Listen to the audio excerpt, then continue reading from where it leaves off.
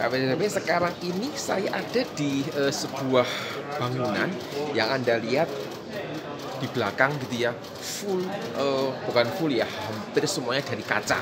Ini adalah bangunan yang didedikasikan untuk mempelajari sebuah energi, namanya energi akademik yang berada di Sternnike Campus di Rijksuniversiteit Groningen di Belanda.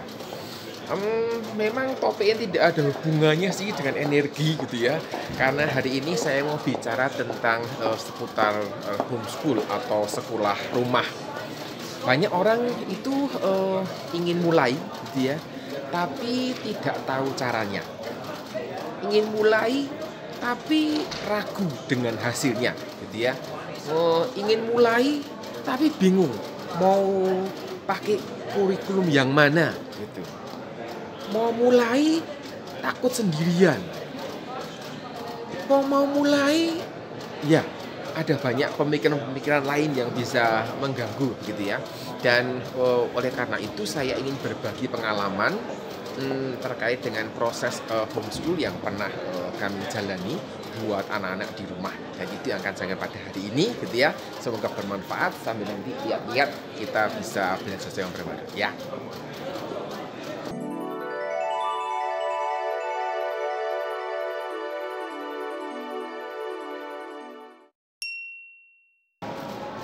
Ya, yang namanya homeschool memang belum populer di Indonesia kalau saya bisa katakan.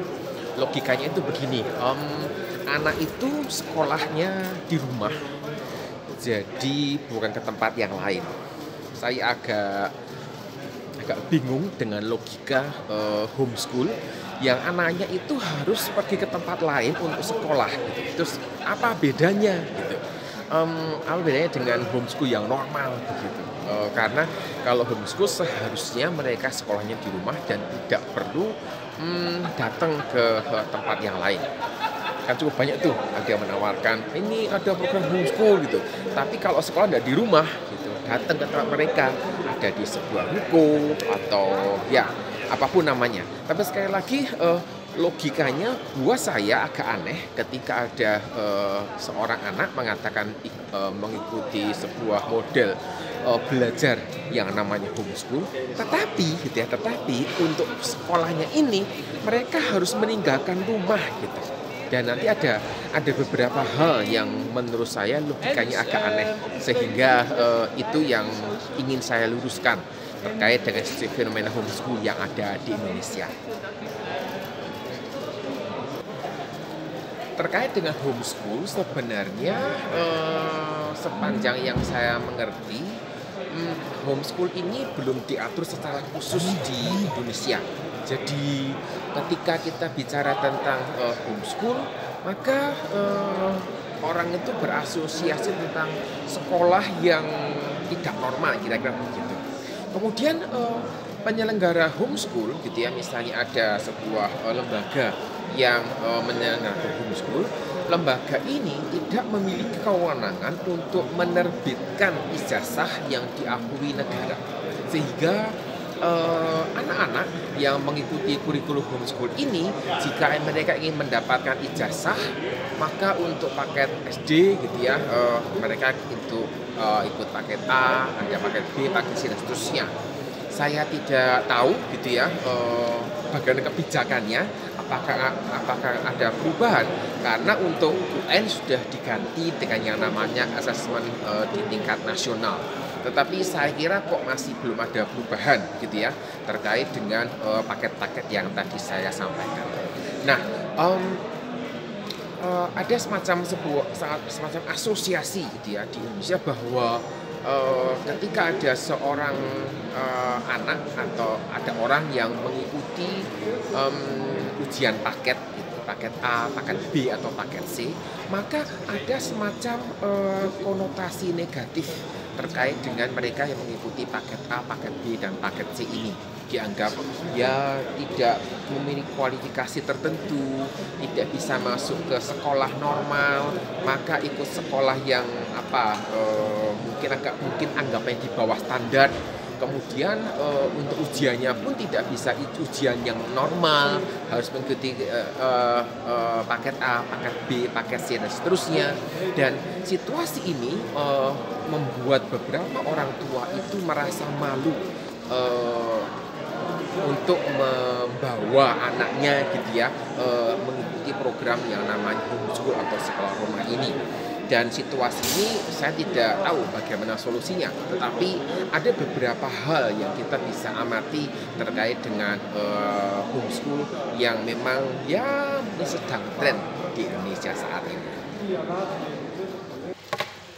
Saya berada di sebuah bangunan begitu ya, yang Anda bisa lihat saksikan ada tanamannya gitu ya, seperti greenhouse gitu. Situasi di luar agak hujan gitu ya, sejuk lah di sini kira-kira begitu. Saya lanjutkan. Kurikulum homeschool itu cukup banyak, jadi ada yang bahasa Indonesia gitu ya, setahu saya sudah mulai ada. Kemudian yang bahasa asing juga banyak, pilihannya sangat banyak gitu. Jadi kalau memilih kadang bingung pilih yang mana. Secara umum kurikulum ini tidak jauh berbeda. Dan kadang ada orang berpikir begini, ya kalau saya beli kurikulum di luar gitu ya, harganya mahal.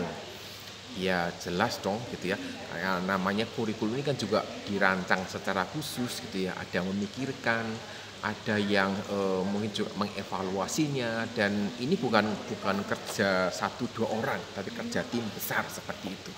Kemudian yang berpikir daripada saya beli gitu ya dan harganya cukup mahal, mending saya buat sendiri begitu. Di satu sisi saya tidak mengatakan bahwa ini sebuah proyek yang namanya Mission Impossible, tidak. Tetapi tantangan membuat kurikulum sendiri itu cukup besar. Dan rata-rata gitu ya, rata-rata orang yang membuat sendiri sebenarnya tidak membuat sendiri kurikulumnya, tetapi ikut misalnya kurikulum nasional, kemudian modulnya disusun sendiri. Ini menjadi juga sebuah sebuah pertanyaan, apakah betul-betul membuat sendiri, karena rata-rata juga comot sana, comot sini seperti itu. Jadi kalau memang Anda itu punya pengalaman gitu ya, pengalaman kuliah di bidang pendidikan, punya pengalaman belajar tentang kurikulum, mungkin gitu ya, mungkin ini sesuatu yang masuk akal gitu ya, proyek yang menarik untuk dikerjakan. Tetapi buat saya gitu ya, menyusun sebuah kurikulum itu bukan pekerjaan yang mudah. Jadi pakai aja yang sudah ada. Itu kurikulum yang solusi yang paling mudah menurut saya. Kemudian kadang-kadang begini, kalau mengambil kurikulum misalnya dari Inggris gitu, maka itu berarti anak tidak akan belajar yang namanya bahasa Indonesia yang adalah bahasa ibunya. Kemudian sejarah pun tidak akan mempelajari sejarah Indonesia. Dan orang mungkin berkata, ya kan tidak penting gitu. Di satu sisi gitu ya, ada sesuatu yang menarik gitu ya, ketika orang itu punya wawasan sejarah yang luas. Dan buat saya ketika ada orang yang memilih untuk menggunakan kurikulum dari Amerika, dari Australia, atau dari Inggris misalnya, atau dari Kanada, sah-sah saja gitu. Tapi saya masih menyarankan gitu ya, tetap bawa anak ini untuk juga bisa belajar bahasa ibunya, bahasa Indonesia. Kemudian sejarah Indonesia juga mesti dipelajari. Supaya apa? Pemahamannya itu lengkap. Dan ini bisa menolong dia untuk punya wawasan yang lebih luas lagi. Homeschool ini sebenarnya belajarnya menggunakan modul. Jadi mereka ini menyelesaikan modul-modul tertentu yang dibuat oleh pembuat kurikulumnya. Dan nanti ada evaluasi berkala yang dikerjakan. Kemudian oleh karena modelnya berupa homeschool, sekolahnya di rumah begitu, maka orang tua itu menjadi pendamping anak dalam belajar. yang di dalam beberapa kurikulum disebut sebagai supervisor, sebagai pembimbing begitu ya, pengarah anak di dalam belajar. Di dalam setiap kurikulum yang digunakan, maka akan ada semacam buku panduan yang dapat dipakai untuk menjalankan gitu ya, ada manualnya bagaimana menjalankan sebuah homeschool dan seterusnya. Dengan buku panduan ini, maka orang tua bisa menjalankan peran sebagai pendamping dan pengarah belajar anak dengan tepat. Jadi orang tua itu tidak mengajar, tidak menggantikan peran guru di dalam mengajar, karena modulnya itu membawa anak untuk belajar secara mandiri. Dalam bahasa kerennya katanya self study, kira-kira begitu. Jadi ketakutan orang tua ketika mengatakan bahwa nanti kalau ikut kurikulum homeschool gimana? Saya tidak bisa mengajar, saya bukan guru, saya tidak punya pengalaman sama sekali, dan bagaimana saya bisa mengajar seperti itu. Dan ini sebenarnya sudah terjawab, artinya orang tua itu bukan menjadi guru, tetapi menjadi pendamping anak dalam belajar. Dalam hal ini hubungan antara orang tua dengan anak akan menjadi lebih dekat gitu. Nah, agak OOT sedikit begitu ya. Ketika ada orang yang mengatakan saya tidak bisa ngajar, saya bukan guru begitu. Di satu sisi gitu ya, masyarakat sebenarnya mengakui gitu ya, bahwa menjadi guru itu bukan sesuatu yang mudah untuk dikerjakan. Jadi ya catatan kecil lah gitu ya. Memang tidak semua orang bisa jadi guru kok ya. Satu pertanyaan yang menggelitik selalu gitu ya, ketika ada orang yang bertanya gitu ya, kepada saya seputar homeschool, maka saya itu selalu bertanya, selalu ingin tahu gitu ya. Orang yang kepo, tapi buat saya ini sesuatu yang cukup menarik gitu ya. Kenapa saya ingin tahu? Karena kadang-kadang ada motivasi yang tidak pas begitu. Ada yang mengatakan begini, pernah saya dengar, karena saya ingin anak saya itu bisa selesai sekolah dengan lebih cepat. Kalau ikut kurikulum di sekolah normal kan mesti ikut itu, jadi kelas 1 ya setahun, kelas 2 ya setahun, begitu. Tidak bisa lebih cepat. Kalau saya mau lebih cepat, tidak ada yang mengakomodasi. Yang bisa tuh hanya homeschool. Oke. Jadi mau pengen lebih cepat begitu ya. Nah, buat saya ini adalah motivasi yang tidak tepat. Kok bisa demikian? Karena ide besarnya adalah homeschool itu mengakomodasi variasi kecepatan belajar anak-anak. Jadi juga mengakomodasi kalau misalnya seorang anak itu pengen mengeksplorasi lebih dalam lagi seperti itu. Jadi kalau saya cukup kuat di bidang yang berhubungan dengan matematika, fisika dan seterusnya.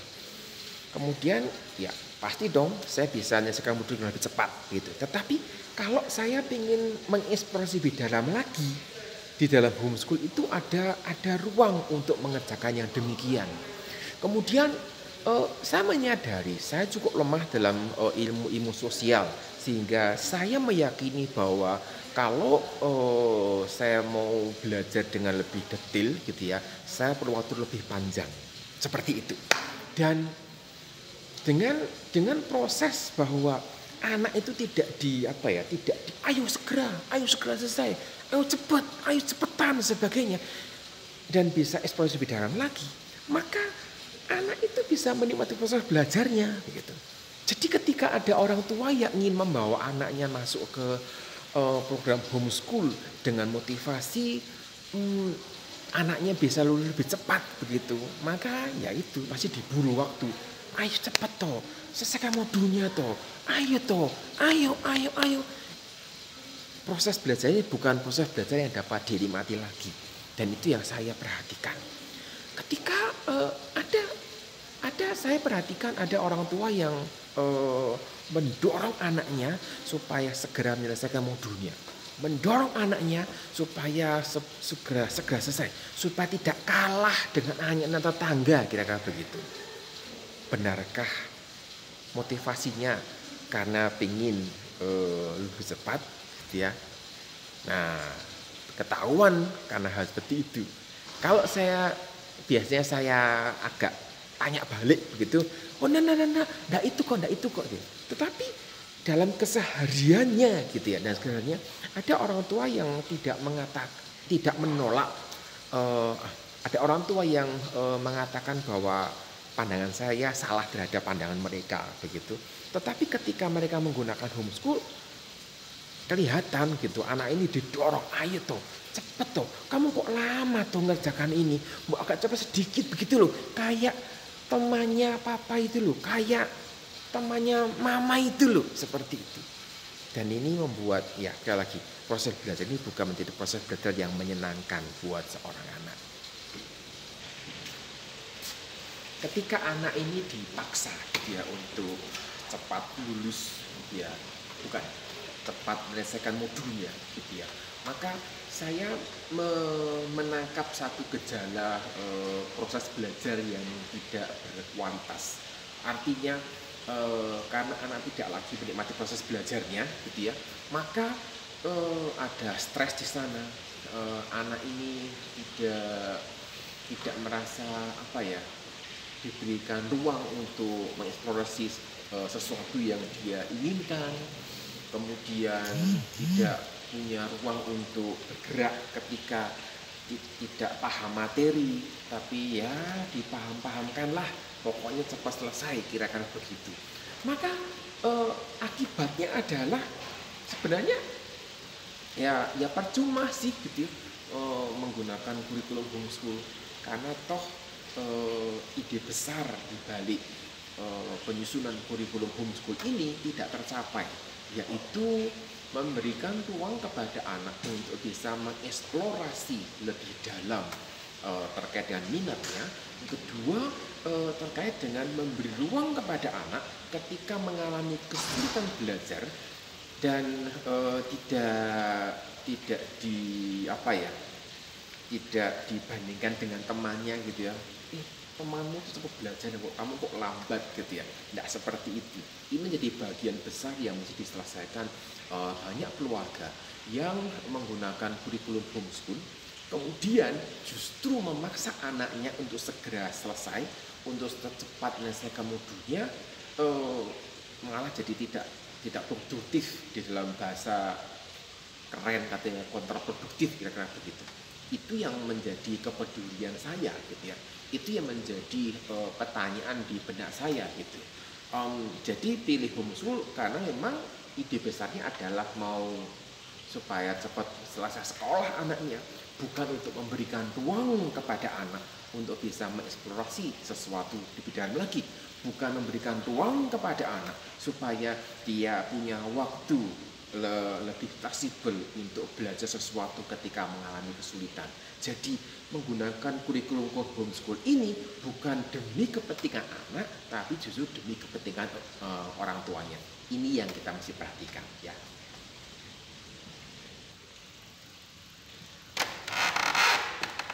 Ketika menggunakan kurikulum homeschool, ada juga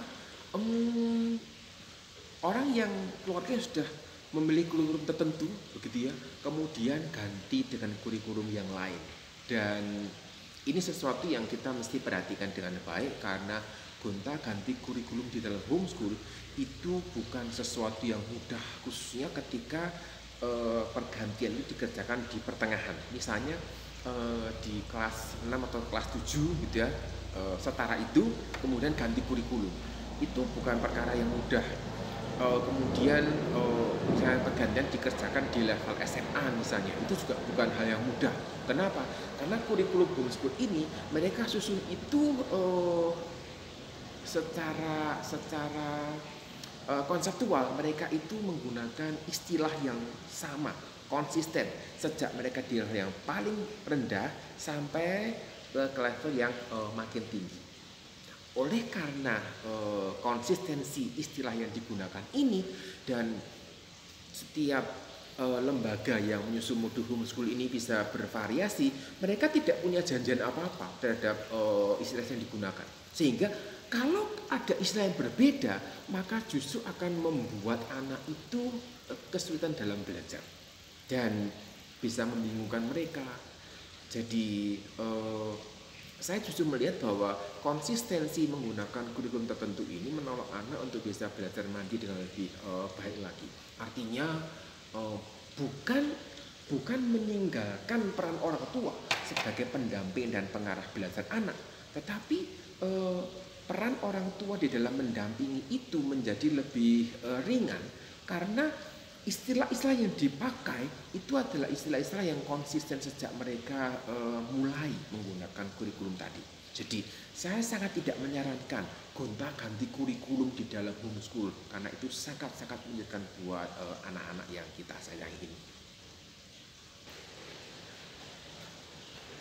Keputusan untuk menggunakan kurikulum homeschool atau di sekolah yang normal, berarti homeschool tidak normal begitu ya, homeschool atau sekolah biasa, itu seharusnya menjadi sebuah kesepakatan dalam sebuah keluarga antara suami dan istri. Anak-anak mungkin agak susah ya kalau dari TK atau dari SD kelas 1 misalnya, karena mereka juga belum mengerti gitu. Memulai homeschool di level SMA juga saya tidak menyarankan gitu ya. Jadi memulai homeschool di level yang paling rendah begitu berarti ada kesepakatan antara suami dan istri. Kenapa? Karena ada salah satu yang harus di rumah jaga gawang begitu, menjadi pendamping dan pengarah anak belajar. Mungkin kerja part time yang bisa ditinggal, kira-kira demikian. Artinya tetap ada di rumah mendampingi anak-anak di dalam belajar. Dan mungkin juga biaya yang dikeluarkan mungkin jauh lebih tinggi karena mungkin ada modul yang harus dipesan dari luar negeri misalnya, atau mungkin biaya pendaftaran untuk masuk ke dalam asosiasi homeschool kurikulum tertentu, ada biayanya seperti itu. Kemudian kesempatan-kesempatan untuk melakukan kunjungan ke pabrik dan sebagainya mungkin juga tidak terlalu luas seperti di sekolah formal, sekolah biasa, sehingga kalau ingin kunjungan tertentu mesti mengeluarkan biaya dan seterusnya. Dan juga ada hal yang mesti dipikirkan terkait dengan menyusun jadwal belajar. Artinya bukan karena mengerjakan homeschool maka sekolahnya itu ngawur begitu, tapi mesti ada jadwal belajar yang disusun bersama-sama. Kapan istirahatnya, kapan makan siang dan seterusnya mesti diatur dengan baik. Dengan demikian proses belajar itu menjadi proses belajar yang menyenangkan, proses belajar yang bisa membuat anak itu semangat belajar dan menantikan gitu ya, kalau malam kapan besok supaya saya bisa belajar lagi dari modul hukum yang ada. Dan itu menjadi sesuatu yang cukup menarik ketika kita mengamati betapa semangatnya anak-anak di dalam belajar sesuatu. Lalu bagaimana pengalaman kami menjalankan homeschool di rumah begitu ya. Yang pertama memang fun juga, tetapi saya tidak bisa mengatakan bahwa semuanya pasti fun begitu. Kenapa? Karena pasti ada tantangan-tantangan tertentu yang dijalani. Kesulitan anak dalam belajar, didampingi juga tidak mengerti begitu. Kemudian mungkin anak kesulitan dalam memahami materi tertentu gitu ya. Jadi tidak semuanya berjalan dengan mulus. Tapi ada hal-hal yang menarik yang mau saya bagikan. Yang pertama, kami biasanya liburan itu di luar jadwal libur sekolah. Jadi kalau Anda liburan ke sebuah tempat, kemudian tempatnya ramai gitu ya, karena banyak yang juga liburan bareng-bareng ke tempat itu gitu ya, tidak nyaman. Dan biasanya juga gitu ya, harga-harga pada mahal begitu. Tetapi kami biasanya ambil liburan di luar jam sekolah, jadi saya ambil cuti dan bisa direncanakan jauh-jauh hari. Dan ketika harga tiket mahal misalnya gitu ya, bisa mundur gitu karena kan cukup fleksibel, kapan mau belajar, kapan mau libur dan seterusnya. Kemudian proses sekolah yang fleksibel ini itu dijalani cukup cukup intensif buat anak pertama kami, putri gitu ya. Jadi ketika saya dipanggil untuk berbicara di sebuah camp mahasiswa misalnya, biasanya saya ajak dia. Nggak nginep sih, berangkat pagi, pulang sore begitu. Nggak nginep, saya ajak dia. Terus nggak sekolah dong.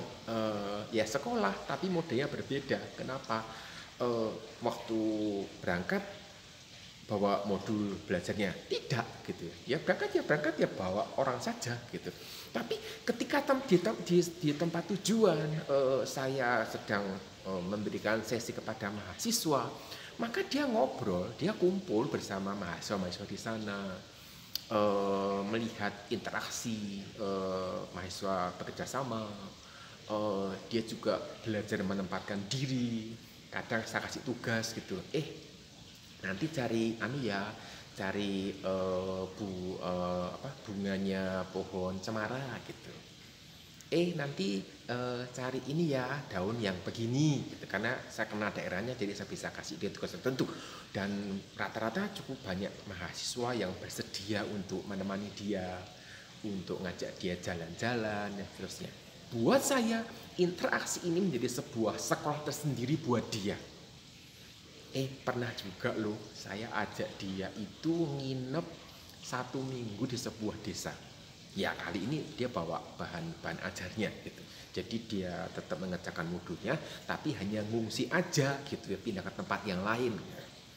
Dan fun juga buat dia gitu, karena dia ketemu dengan teman-teman baru, dengan suasana berbeda, dan tidak ada rasa takut ketinggalan pelajaran.